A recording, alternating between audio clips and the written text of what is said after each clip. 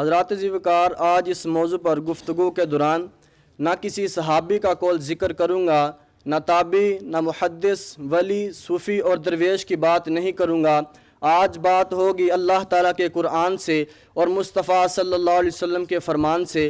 اللہ تعالیٰ قرآن میں ارشاد فرماتا ہے وَعَلَّمَكَ مَا لَمْ تَكُنْ تَعْلَمْ وَكَانَ فَضْلُ اللَّهِ عَلَيْكَ عَظِيمًا، اور ہم نے آپ کو وہ سکھایا جو آپ نہ جانتے تھے، اور اللہ تعالیٰ نے آپ پر بڑا فضل کیا۔ حضرات ذی وقار، ہمارا عقیدہ یہ ہے، دولت المکیہ کے اندر اعلیٰ حضرت امام احمد رضا خان فرماتے ہیں کہ اللہ کا علم اگر 7 سمندروں کے مطابق ہو تو سرکار علیہ الصلوۃ والسلام کا علم اللہ کے علم کے آگے جتنا چڑیا کی چونچ میں پانی ہوتا ہے اتنا بھی نہیں ہے۔ اور باقی تمام انبیاء علیہم الصلوۃ والسلام، فرشتے، صحابی، تابعی، ولی، غوث، کتب، ابدالوں کا علم سرکار علیہ الصلوۃ والسلام کے علم کے مقابلہ میں اس طرح ہے کہ سرکار علیہ الصلوۃ والسلام کا علم 7 سمندروں کے مطابق ہو تو ان سب کا علم چڑیا کی چونچ میں پانی سے بھی کم ہے۔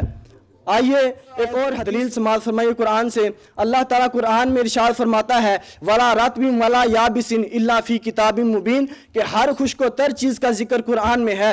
اب یہ بات وہ بھی تسلیم کرتے ہیں کہ ہر چیز کا ذکر قرآن میں ہے۔ اب ان سے پوچھا جائے قرآن اترا کہاں ہے؟ سرکار علیہ الصلوۃ والسلام کے دل پر۔ تو اگر قرآن میں ہر خشک و تر چیز کا ذکر ہے تو یقیناً میرے آقا علیہ الصلوۃ والسلام کے دل میں علم غیب سمیت تمام علوم موجود ہیں۔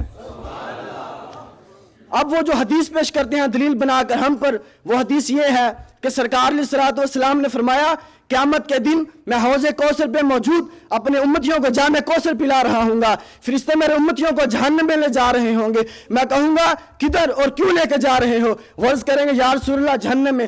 فرمایا یا رسول اللہ آپ نہیں جانتے آپ کے بعد یہ کس قسم کی گمراہی مبتلا ہو گئے تھے۔ اب ان کی دلیل یہ ہے کہ فرشتوں نے کہا یا رسول اللہ آپ نہیں جانتے۔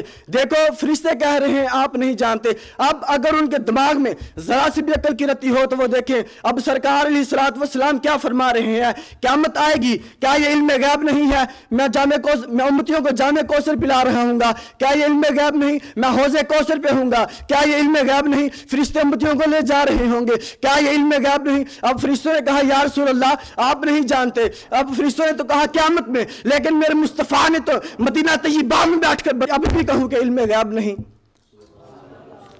اور میں آخر میں ایک شعر پڑھ کر اجازت چاہوں گا کہ حاضر و ناظر و نور و بشر غیب کو چھوڑ، حاضر و ناظر و نور و بشر غیب کو چھوڑ، شکر کر وہ تیرے عیبوں کو چھپائے ہوئے ہیں۔